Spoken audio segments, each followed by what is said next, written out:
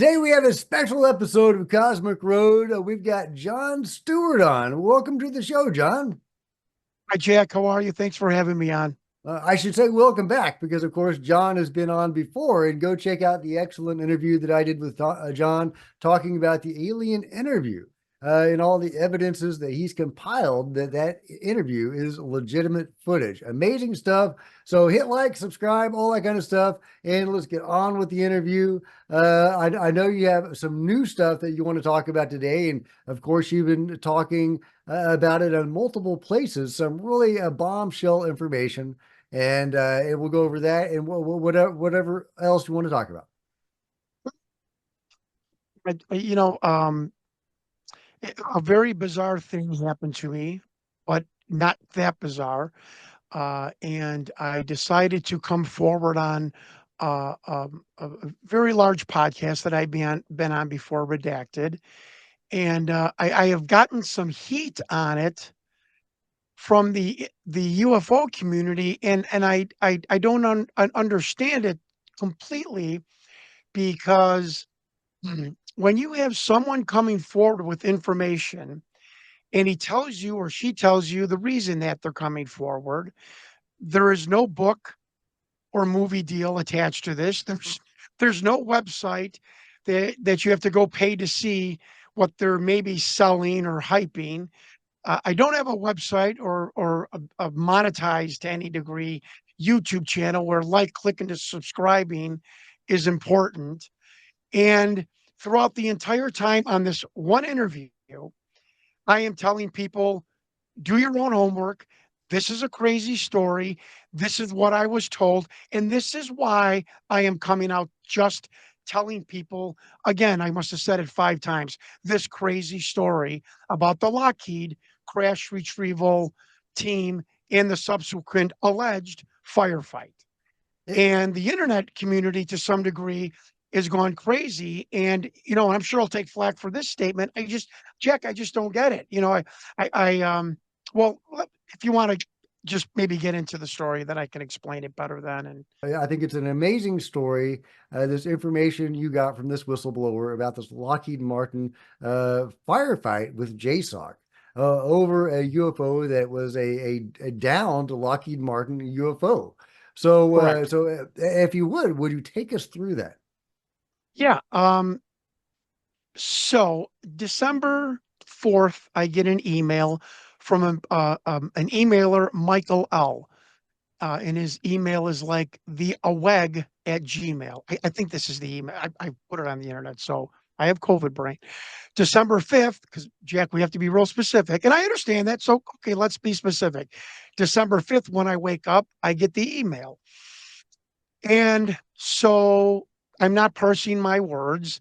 The email has a lot of hallmarks of a person that worked or works for the government. Am I doing okay so far, Jack? You're doing good. What do I mean by that? I have been communicating with people from the government for at least 5 years for the Victor alien interview. Legitimate, people that are not hiding. There's just legitimate government people, and they all seem to have the same, kind of email repertoire. They are very kind. They are very polite. They use a ton. I am sorry. I shaved my goatee this morning. They are very polite. They are very specific. They use a ton of abbreviations.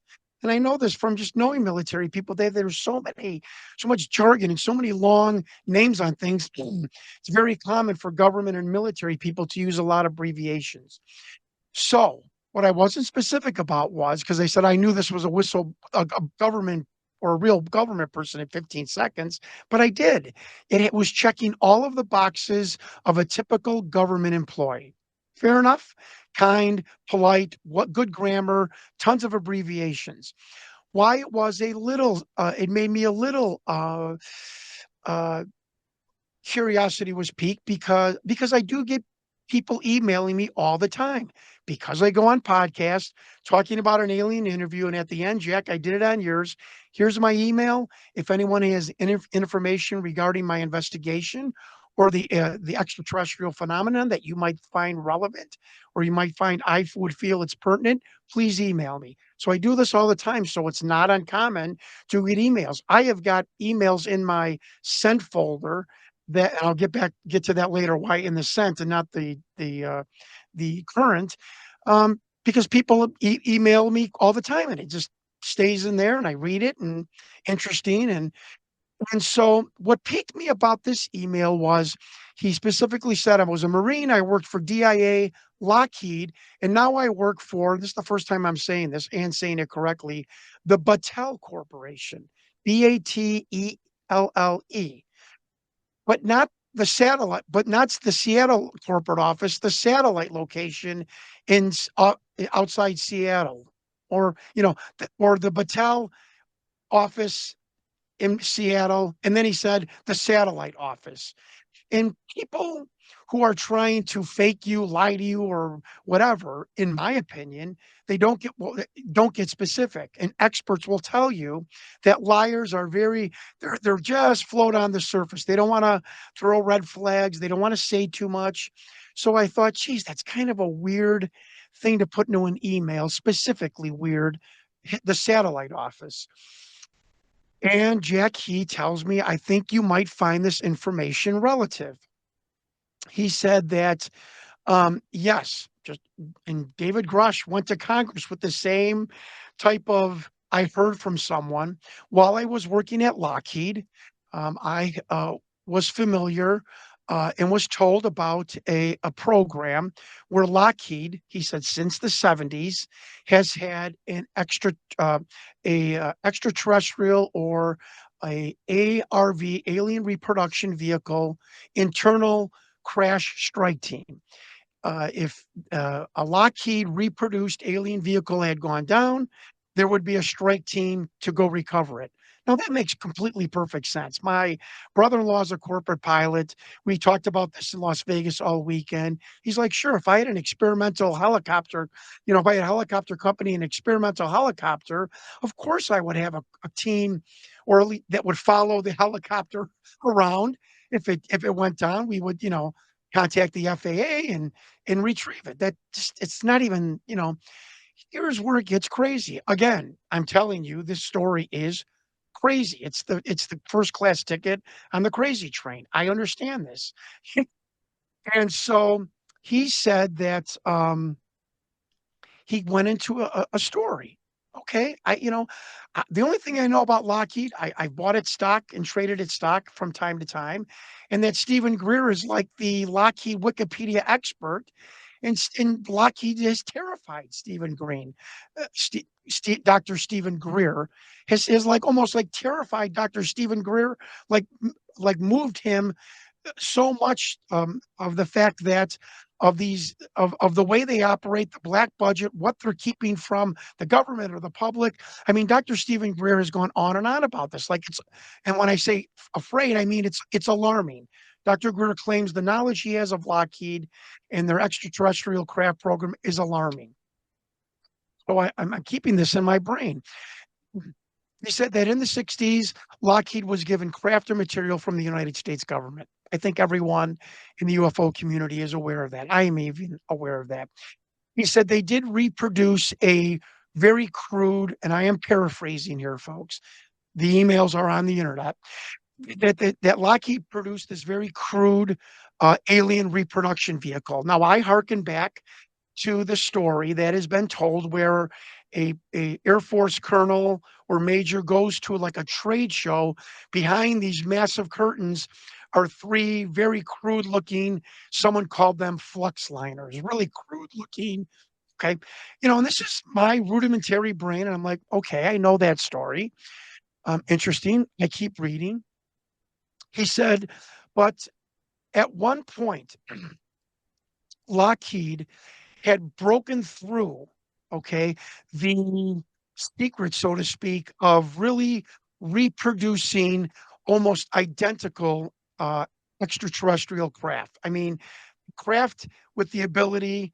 I am paraphrasing this. When he says extraterrestrial craft, I'm assuming craft that can be interstellar, hyperlink or jump skip around the universe, which we have been told all of these things about extraterrestrial craft, whether they're true or not. This is what I'm thinking, that this is what he means, that that Lockheed has produced such a high degree of an extraterrestrial replica craft. And, Now, and the people idea is go that ahead, they Jack, go reverse ahead. engineered this themselves. They weren't gifted this technology or anything. Because people have likened that to a caveman reverse engineering a cell phone. But the idea here is that they actually did this on their own without any outside help. Now, okay, so then he says that Lockheed became so secretive about their breakthrough. That's the word I'm thinking. That of the Lockheed breakthrough, that from what he heard and what he was telling me, my investigation, that Lockheed kind of devised a plan to usurp, obfuscate, is that a word? The United States government. And he, I believe, tells this little kind of a conjecture story in his emails where they told the government, we're at a firewall with this crappy old, UFO you've given us. And I am just being paraphrasing in informal talk. We can't go any further with it. You've seen we've got these, the flux liner craft, whatever they call them, and we really just can't go any further. We're at a firewall. And this whistleblower even joked, I think he joked like, well, do you want him even back? Do you want to, do you want to like do something else with them? And he said that it was a program to conceal their new craft that they developed from the United States government. Well, that perked another red flag of that this might be true, or a red flag that bothers me. Whatever you think about the government, if we're helping Lockheed by giving them craft that we recovered and letting them do with one and giving them a budget from taxpayer dollars, that statement kind of pissed me off, that you're going to now lie to my government. And people can lie about this, that Lockheed, or roll their eyes that Lockheed had developed this almost identical UFO craft, when we hear Ben Rich, who's dying of throat cancer, I believe in the 90s, tell a group of UCLA students, we now have the technology. Lockheed has now the technology to take ET back home and bring him back. Now, Ben Rich said this, the CEO of Lockheed. That's right, he And did. we, pardon? Hey, that's right, he did. Yeah. Yeah, so don't worry your eyes at what this whistleblower is telling me, or what I am, repeating what this whistleblower wrote. You've got the CEO of a major corporation telling you, telling a certain group of people while he was dying, that we have the technology to send ET home and back. Very important to remember. Jack, he goes on for a couple of days with emails. Now, I, of course, am engaging with them, and I'm asking as good of questions as I can. I'm not, I've been doing this for 5 years. I'm not you know, a UFO, the epiphany of a UFO investigator. I don't have like the Wikipedia knowledge of this phenomenon like Stephen Greer or Linda Moulton Howe or Dr. Sala, or even you, Jack. You're very well versed. So I'm asking him as best questions as I can, dates and whatnot. And in another email, he's like, "This is what I think you would find interesting." In 2000, again, this is from uh, a former Lockheed employee. He claims that in 2004 in Nevada, a Lockheed alien reproduction vehicle went down. I am not going to hype this, that it crash landed and it broke into pieces. That it went down, whether calmly or roughly, in the northern Nevada desert. And so, and he said, but here is the story, the crazy story, that Lockheed was tracking it with its own radar system, but so was NORAD and JSOC. Um, and I didn't really know what JSOC was. I had to actually be honest with you. I looked it up. Again, one person claims I've I wrote these emails. I'm writing emails of a company, Patel, I've never heard of, and JSOC that I never really knew what it was. Anyways, so he says that the crazy story is both a JSOC and a Lockheed crash retrieval team descended upon this craft, this crash, basically at the same time. And again, folks, take a ticket on the crazy train. A blue on blue, friendly on friendly firefight ensued. And I'm assuming, I don't remember if this was in the email, that JSOC might have thought that this was a terrorist group, and Lockheed might have thought that the JSOC team was a rogue country, and that that Lockheed did not know that JSOC was tracking its craft because JSOC and NORAD thought it was an actual alien reproduction vehicle, was an actual extraterrestrial vehicle, because Lockheed-Martin never told NORAD, we're testing one right now, which I think is the protocol. I believe so. I would think that would be the protocol, that if you're testing any kind of high-tech experimental craft, that you would have to notify. I know you'd have to notify FAA, but I would think you'd have to notify the government, especially when the government's giving you billions of dollars in contract. You would I hope could be so. totally wrong. So I asked, okay, so I'm going to go about me vetting this. So I'm like, oh my God, this is like crazy, but not just as crazy as the DARPA scientist, a female about to retire in the electronic warfare department, whatever you call it, who emailed me 3 months ago.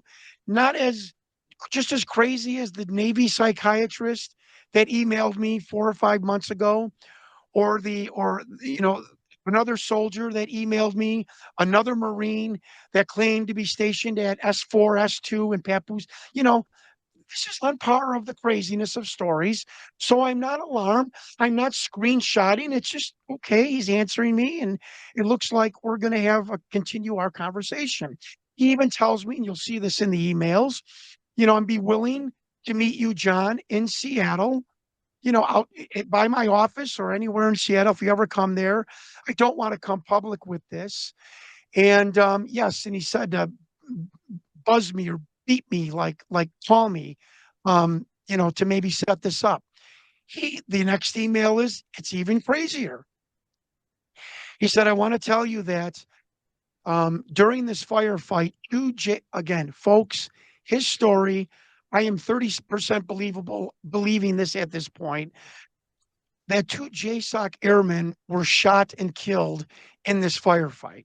And I'm like, well, that's horrible. You're talking about, soldiers, dying, and maybe their family not being told the truth.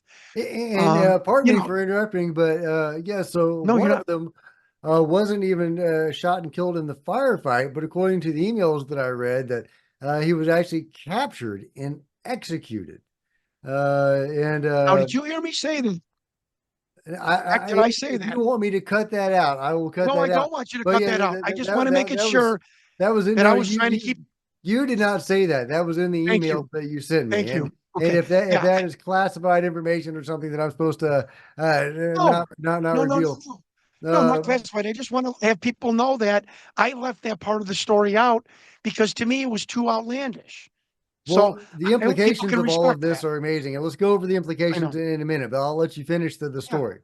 I'll finish. So he then tells me the last part, which is what I'm really interested is in the telepath program that you mentioned about the Victor alien interview, which because I was told in this memo from the DIA that there were two telepaths there in the room with this alien interview.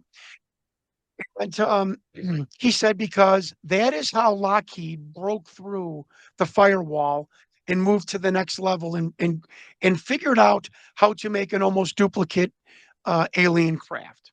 Okay. So I'm like, well, So that's hang on. interesting. Walk me through that. So that they achieve this technology by connecting with an alien, or just by using I their don't know. He didn't say that. He abilities. said that, yeah, I'm sorry. I didn't mean to interrupt you. He said in the email that Lockheed broke through the firewall in the next plateau and was able to make an almost identical replica alien craft and figuring this out by using telepathy, a telepathic program, however you want, however you want to classify it. And that is basically the reason he contacted me, was Okay, that he wanted to know okay. about my telepathic program from the alien interview. So That makes sense. I'm That makes sense. there you Okay, go. so I don't explain things great, Jack. I'm sorry.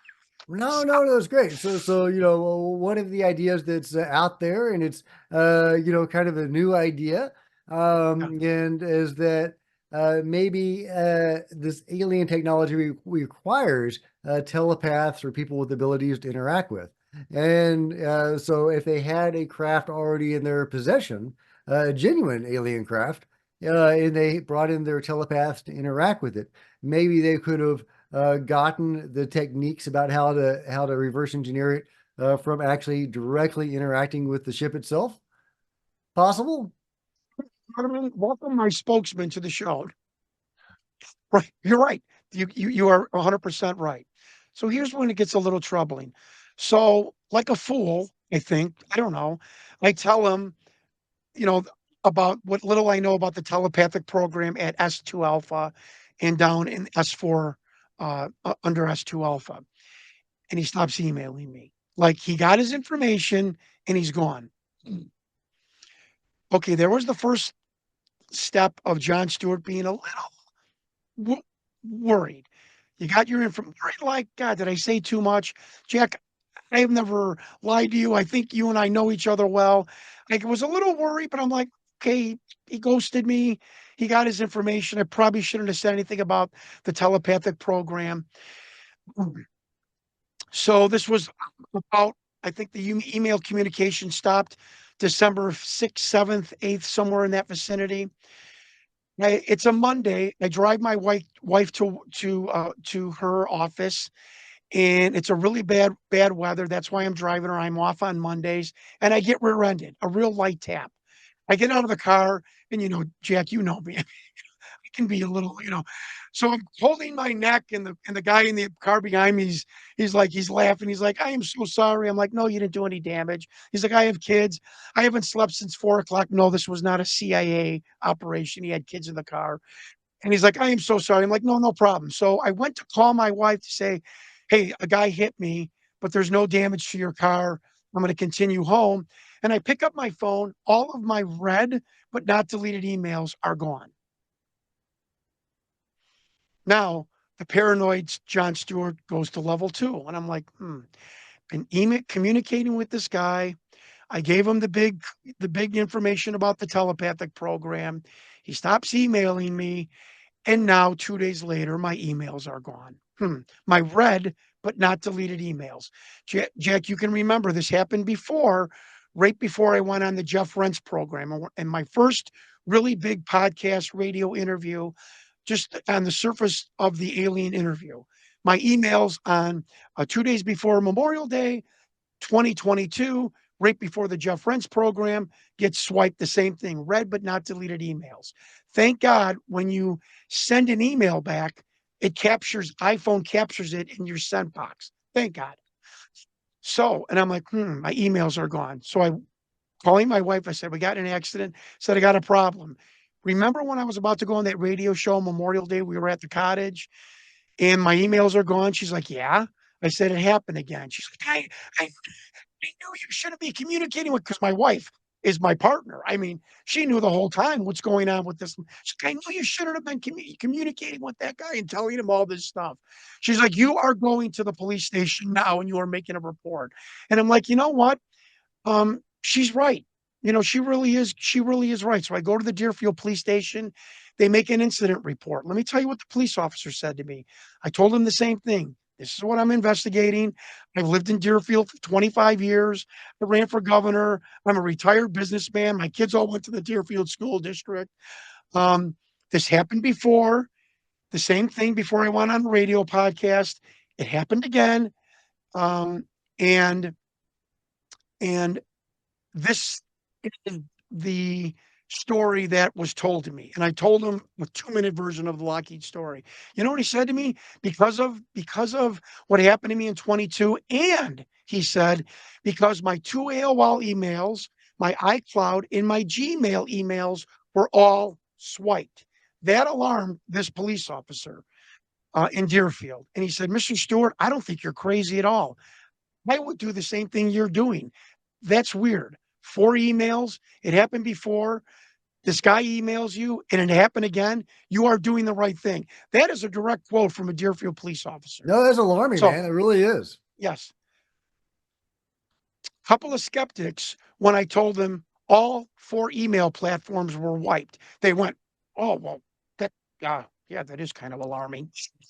I'm paranoid. Yes, it's scary.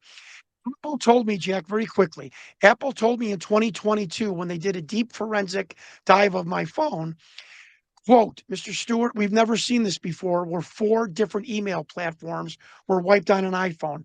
AOL's had problems with emails disappearing, and if it was just your iCloud or something, but 4 different emails on different platforms being wiped, that we've never seen. This is Apple, and they showed me all the schematics of doing the deep forensic dive. Okay, so now I'm alarmed, but I'm not. I made my police report. So I said to myself, so I go home and folks do this. Go to YouTube and type in Lockheed Secret, Lockheed Mysterious or something. The first thing on my YouTube was Lockheed hacker program, hacker comes forward. It's a guy in a blacked out face talking about he works for Lockheed and they break in everyone's emails and phones and do corporate espionage. Now, Jack, the John Stewart paranoid is on level 3. And I'm like, okay. I remember somebody telling me, don't be so worried about the government. Sometimes be as worried about corporations. Sometimes they're even more ruthless than the government. I was specifically told that years ago during this alien interview crazy story. So now I'm seeing this. Now I'm remembering what Dr. Greer told me, and I'm watching one YouTube after another. I go to Google Battelle, and I find that they're this bizarre super science secret program arm of the government. I'm like, oh my God, what, did somebody send this guy purposely to ask me, stuff? Was he sent? Was he not? The story sounds crazy. No, no, but I'm like, I Mattel's got some stuff. They may have their own UFOs. They've got stuff. You're making me feel much better. So that's when I simply said, look, selfishly, I am going to go forward to one podcast that's got a huge range. I know, and I won't say how, that certain people listen to this podcast. A lot of podcasts are monitored, by the way. That's not tinfoil hat. And I am simply going to say, here's this crazy story. It was emailed to me. I can't verify it. It sounds crazy. The guy seems real, and all my emails are missing. And I went on this podcast, and I'm John Stewart, blowhard, and using bad wordage or verbiage, and I try and tell the story. I think I did. The viewers on Redacted gave me very, glowing, remarks like Lockheed needs to be investigated, so on and so forth. And that's the story. The guy has still ghosted me. I found a Michael L on LinkedIn, and his last employer was Lockheed. He was Asian, and this guy told me he was Asian, and that the JSOC, 2 airmen, soldiers, sorry, no disrespect to JSOC, were also of Asian descent. Maybe this is what triggered him. I know whistleblowers. There is there's stages, almost like a serial murderer. Like there's the trigger event. Their boss or their company has done something illegal or wrong, and they are upset about it. It's the trigger event. Number 2, they find a second level person to confide in, not their boss because they'll be fired or terminated, but another person that will hear their story that maybe is educated on their subject matter. That would be me, following a whistleblower. The third the third trait of a whistleblower, the third stage of a whistleblower is the caveat. And you can see at the end of his emails, well, this could all be, you know, not true or hearsay. That's the third stage. Like, I'm worried, but now I'm going to tell you that maybe it's not true. That is a typical response of a whistleblower. The fourth stage of a whistleblower is regret, where they realize what they've done. They realize that there might be blowback. And they withdraw. What did this guy do? He withdrew. So when people say, "How do we know?" And do I say he's a whistleblower? No, a whistleblower usually has concrete documents and is part of the event or the malfeasance. So do I say that he's an informer? Yes, I call him an informer, and that's what I'd like to continue to call him. I have emailed him. Are you all right? Am I all right? Am I in trouble? Are you in trouble? I don't know what I would be in trouble for, but please just respond to me. He just continues to not respond. So he had all the hallmarks in his email of an informer and a government employee, and he had all the stages of a whistleblower. And that's why I came forward to one platform. Now I see someone else on another podcast, smaller podcast, and some of the people are like questioning me, or they're having specific questions like, well, I've seen this before. Let me go on this, tell them, I can answer some of these questions for your viewers because we need an informed UFO community.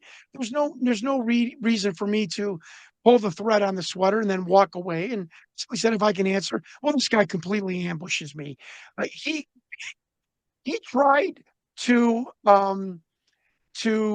discredit me by saying that a wife of over 25 years can't recognize her husband's eyes and nose. That wrestling fans in the 70s and 80s, all of them knew wrestling was fake. So explain why I got hit, punched, beer bottles thrown at me walking back from the ring. Um, what was the other crazy thing that he claimed that it was just some other, like, the sky is white, he's calling it black, and obviously an attempt. Oh, then he's mad at me for sending him the whistleblower informer emails, and then he tells his viewers, well, I asked for him. Then he says, well, John said don't share these. Well, you should have told me, not had me sign an NDA, or told me before you sent them after I asked you why, not to share them.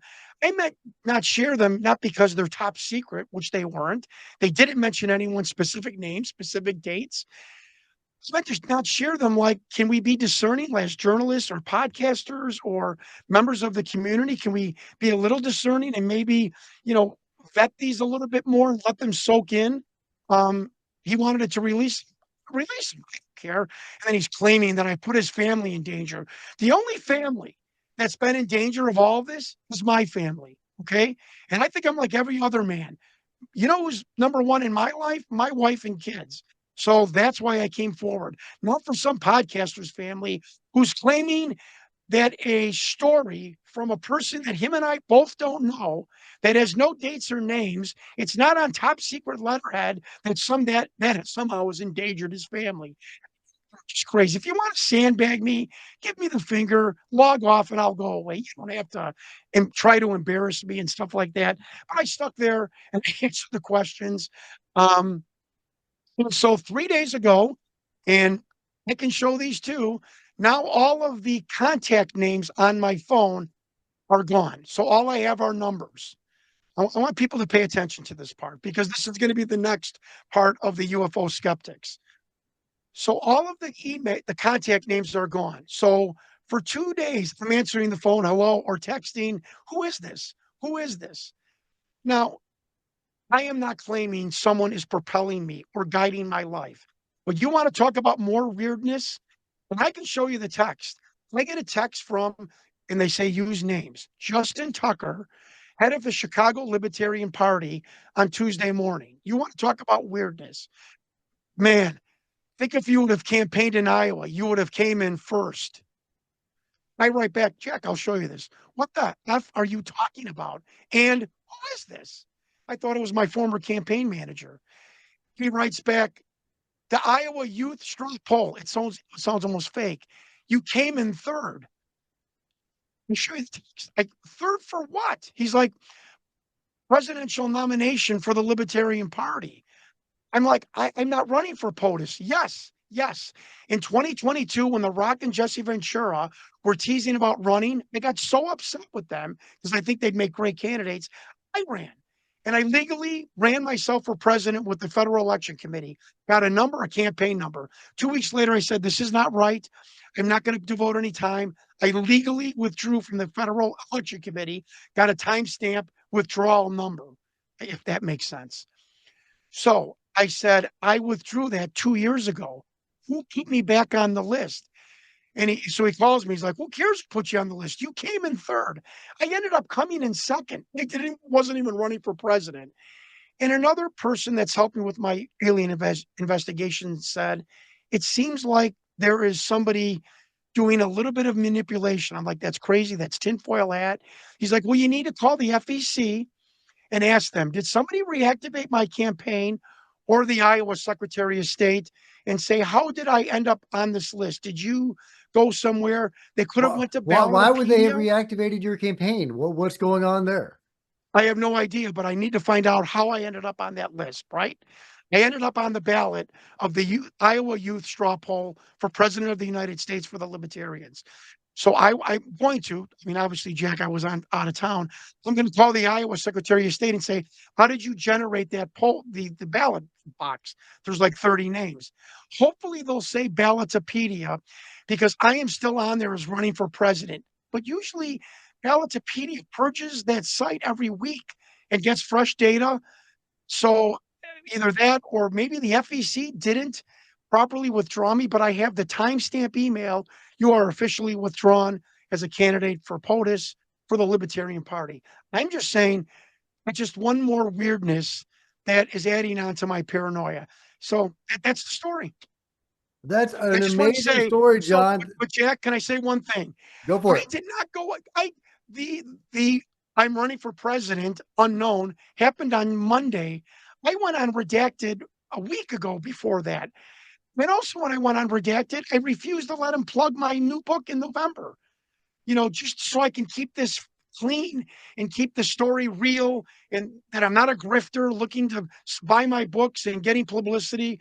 So he's going to probably have 800,000 views. He's not going to plug my book because I didn't want him to, because I just wanted to tell people I wanted to come clean, get it off my chest, get it out there that I'm not investigating it. So, I didn't do it for a book. I didn't to plug my run for president that I had no idea about. It was me scared, trying to protect my family. If that's wrong, I'm wrong. If I'm right, then I was right. No, John, I believe you. I think you are a truth teller bringing us this information. Whether the information is genuine or not, I do have questions. Me Uh, too. Me yeah, too. because it really it paints the U.S. government in a very good light, and it casts Lockheed Martin as the villain. They've been True. withholding this technology. They're True. bad. Right. They're you know Evil. The they're mustache, the evil. twirler mustache. Yeah. They're You're right.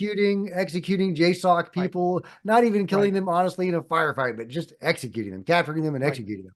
Right. So I mean, I really do have questions about whether it could be disinformation designed to make us Absolutely. think well of the government and Right. poorly of the private sector. And Right. with the Schumer Rounds Amendment, a big part of that was the eminent domain and Yeah, about that was in the email, that the amendment in Congress. He made mention of that he yeah, thinks yes, it did. this It is did. It did. okay. Well, I don't want to interrupt you. Sorry. I actually started talking about that back when Schumer Rounds was going through, Oh, was that okay. I was wondering if this was the government's attempt to see stuff from the private sector, like Lockheed Martin, and if there was some tension between what I call the Oh, U in the UFO control group. That's what I call right. whoever is managing this. I like that. I like that. I'm going to use that. Between the government parts and the Right. private parts, if there was some Right. tension between them. And Right. so this could be an example of how there is indeed tension between them, or it could be an example of the government trotting out a story designed to make us think well of the government and poorly of the private sector. So uh, Wait. This guy's hired. This guy. We're going to put Jack on the payroll. That's a great analysis. Geez, didn't Right. even think I about mean, that. it, Absolutely. it makes sense to me. So that it could be disinformation designed for that reason. But even if Yeah. it is disinformation, it's very valuable to us as a community to see what sorts of information they want us to have. Right. But Right. at the Yeah. same time, it could be a genuine event. And we need more people to come forward. Ideally, they have information about this firefight and Absolutely. this Yeah. program. From my research and other Lockheed Martin whistleblowers that have come forward, then and Lockheed helped build Area 51. They've been in this game for a long time. Yeah. They from there's only been a few of them, granted, and they Yeah. generally wait till they're very very old to come forward with this information. And I've shown several of them, or a few of them, because again, there's not very many on the channel. Right. But they indicate that yeah, they were working on this stuff back in either the late 50s or early 60s, and it looks like they were even working with beings at some point. Whether that's still going on or Lockheed not, executive that came forward. I walked in the room, there was beans. This guy that's got a master's degree was a corporate executive for Lockheed. He's on YouTube saying, "Yeah, I walked in a room with beans." I mean, holy, why is that not New York page front? No, right? Right. I'm missing something here. So the I the, don't have the the intelligence for this. It's obvious, but so the timeline doesn't quite match those stories, right? right, right, The new right, story is they developed this in the 70s or 80s, and that's when they had their functioning ARVs. right, And the other timeline, because human flown UFOs started to be seen, from my research, generally in the 60s. People would see these, UFOs set down, and service people, human service people in uniforms would come out of these things. So okay. Interesting. yeah. So the idea that only Lockheed Martin possesses one of these things, and that they only developed it in the 70s or 80s, that Right, the timeline doesn't quite work out, and it right. really again exonerates the government, and Interesting. cast Lockheed as the scapegoat. So Interesting. I think that's just really really interesting. But at the same time, like I said, it could be a genuine event, and we just need people that were involved in some Yeah, aspect of the yeah, program or even the firefight to come yeah. forward. Uh, Jack, I want to be clear again. If John Stewart thought the story was a little crazy, why did he? I came forward from the stuff I saw on the internet, from Dr. Greer, all of his speeches, from when the emails disappeared. That's why I came forward with a story that I don't necessarily believe to possibly protect my family. I wasn't going to take a chance and let this incursion into my life twirl out of control because I wasn't completely sure of the story. I wanted to make one more thing. I called two military intelligence insiders. One did not want to talk about the story. This guy will talk about, you know, uh, the Florida Marlins against. They'll talk anything. Didn't want to talk about the story. The other person said, "Yes, the story's true. Can you tell me about it?" Not really, but it got really bad. What does that mean? So, can you imagine, folks, all the stuff that's happened to me? Then these whistleblowers or these military intelligence people tell me this. One doesn't want to talk. One says it got really bad. What in God's name happened? So that's why I came forward. no, I'm Simple. so glad you did come If you don't forward. agree with that, folks, I'm sorry. I respect your opinion, but my family's more important than your family. Sorry. Well, I'm not being snarky, but that's I'm sure how we all feel. No, I get it. You felt like you needed to come forward to protect Yeah. yourself and your family. That's the same Yes. reason Bob Lazar came forward, and I Yes. suspect the same reason that many others have come forward. Yeah. And some are afraid to come forward to protect their Right. families, and then that's wrong too. But no, Yeah. I'm really glad that you came forward with this information. Whether it Thank you. ultimately turns out to be a narrative designed by the government to make them look good, and to have Lockheed Martin as the scapegoat, or That's whether such a great analysis. right, You're blowing my right. mind. Really. Eh, That's Well, that's where my mind goes. I'm paranoid, and yeah. I look for You're narratives, not. and when I study alien abductions, I study near death Yeah. experiences, and I look for narratives. I'm Yeah. a writer. I look for Yeah. narratives, and that's how my mind works. And Right. but at the same time, it could be a genuine story, and that's amazing Yeah. if it is. I mean, it's a very sad event, obviously. If people are getting killed over this. But Jack, have you asked yourself? I hope people can appreciate this. Like, I'm not just taking anything at face value. Now I start saying to myself, well, how did it end? and I asked a Marine, can you game plan this for me? How would this event ended? And he said, would Jay Suck have really filled the scene without two airmen still missing? You know, who took were cables hooked up? I want to know how this event ended. Was somebody at the Pentagon called? This is the situation. We realized it's Lockheed, or I would love to know the $1 million question, how that firefight ended. Were police called? Were, Yeah, did yeah. search, did the FAA get involved? That is I also ask myself, geez, can I get the GPS coordinates from some leaker and go there and see if there's bullet uh, cartridge casings from the guns if there was a firefight in the sand?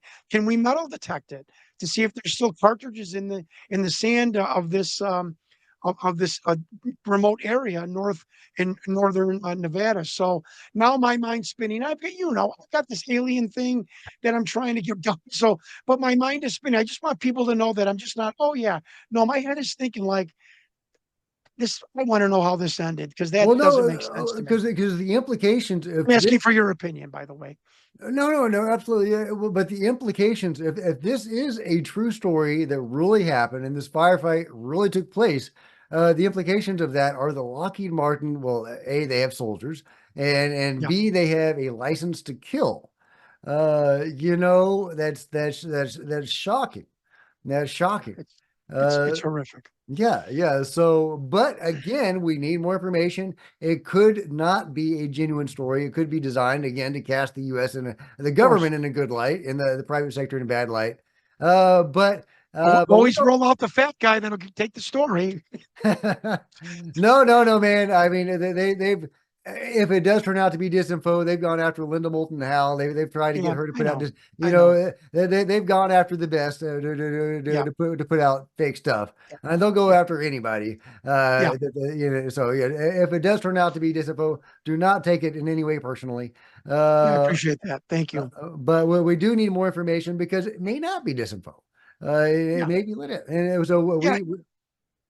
but And but th- well, somebody criticized me like, well, you're talking about a murder. No one else is. What if the 1 in 1,000 chance that this happened, if that was my brother or son that got killed in that firefight, and I was lied to that it was a chopper accident somewhere in Virginia, or the Mediterranean or whatever, and I was lied to, I would be upset. So no one's talking about the potential of two people dying.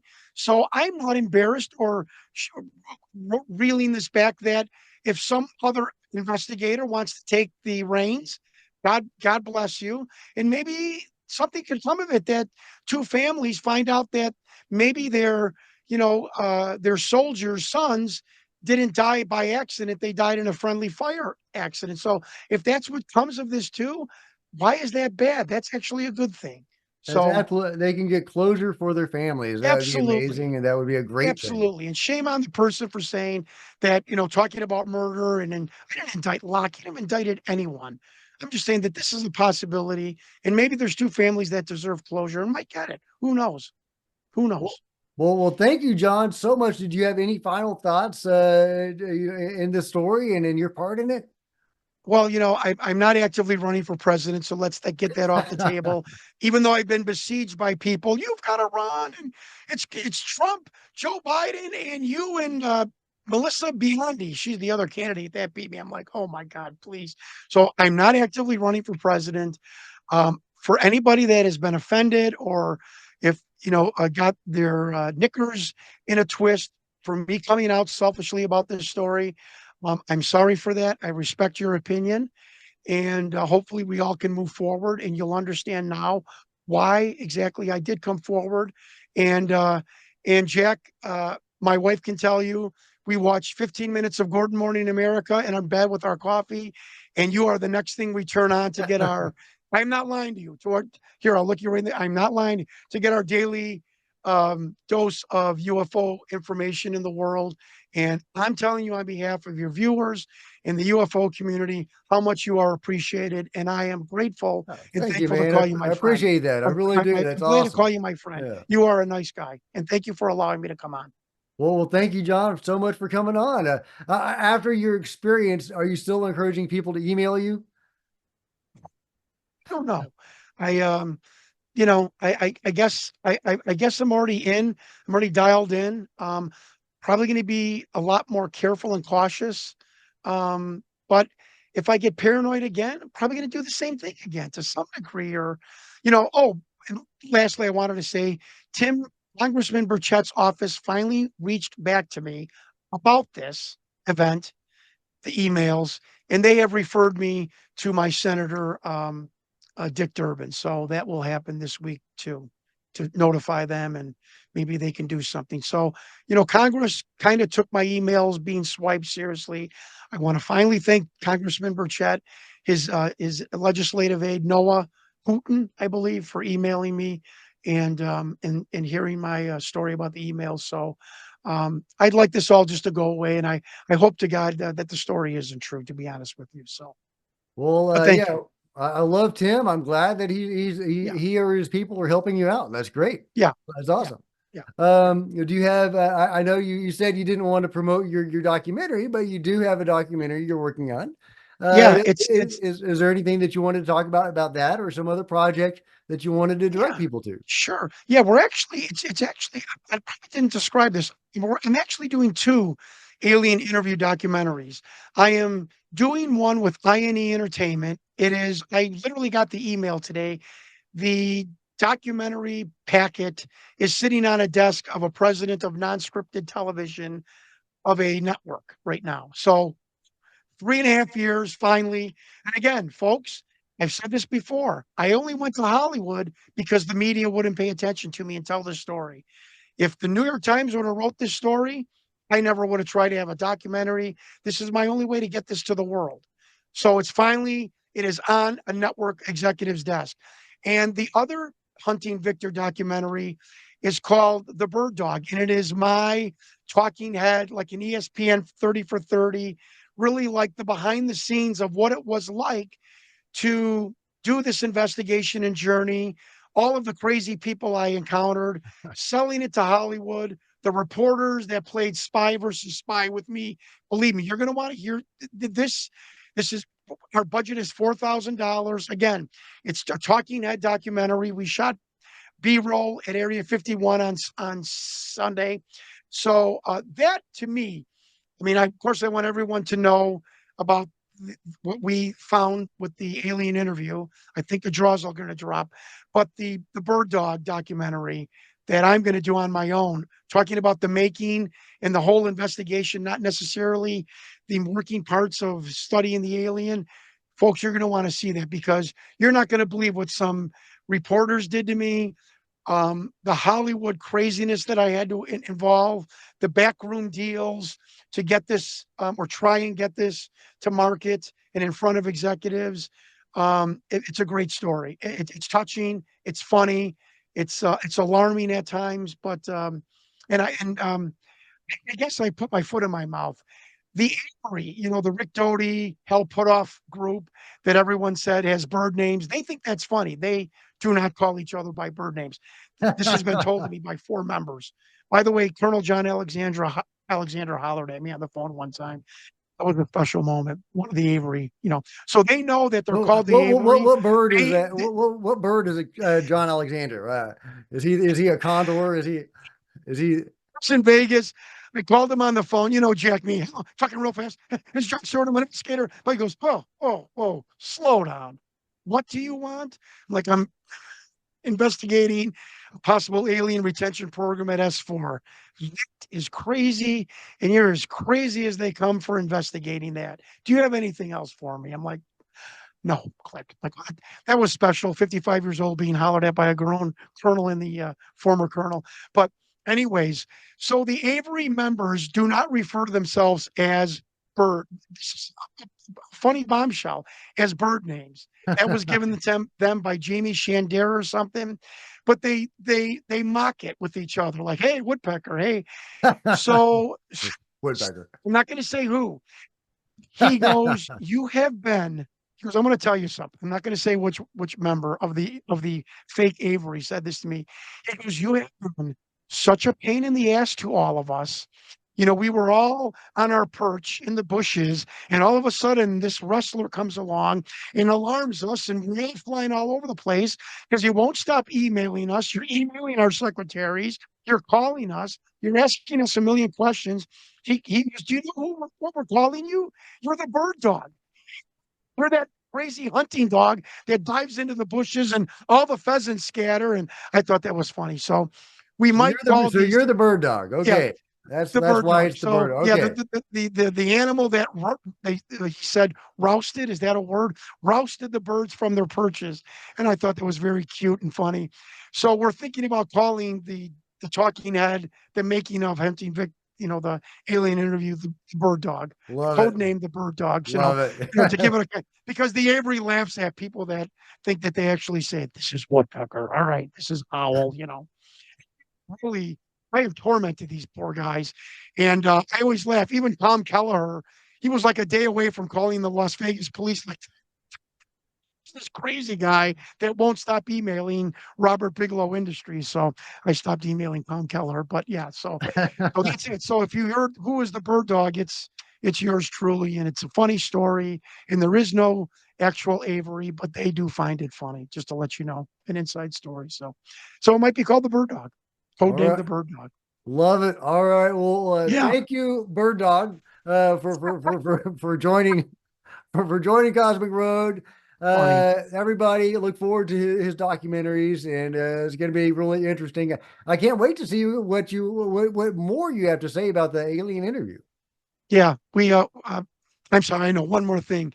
It was about 7 days ago. We have the photo of Victor, and it's Okay. like not Bob Dean, folks. And there's a little videos where I show Bob Dean wearing a different You've tie than identified Victor. Victor. Can I now? You're my friend, so I'm going to give you a little exclusive. And I'm looking in the camera so nobody thinks I'm lying. I am swearing on a stack of Bibles on my children right now. Victor, I don't want to be disrespectful. He looks like a guy, like a nerd who thinks he's cool. Does that make sense? Like you would see Victor in the 90s in the Red Onion in Long Beach, like, hey, how you doing? Yeah, work for the government. I got my Corvette outside and my members only jacket. This is the vibe I got from looking at Victor. He has no upper lip. The beard was real. He did wear a wig, and it was hard. I'm not laughing at him, but I'm like, this guy's like a tool in America. We know what that is. You know, the hey, Jim, you know, I'm Mr. Indian secret agent guy. This is what Victor looks like. I mean, Austin Powers, when he said nerd alert, that's Victor. And it was funny to finally, 30 years, finally see the face, you know, and with no upper lip. The beard is real. But oh my God, nerd alert deluxe. It sounds like he needs So that I beard. haven't told anybody that. That's the Yeah, first thing I'm I telling need the beard. my. I can relate. So, uh, all right, all right, So, that's anyways, so awesome. there we go. Now I'm done. That's great, man. That's great. Well, thank you so much for being on the show. Okay. Thank you, And Jack. I'll talk to you later. all right, like and subscribe, everybody, and see you next time.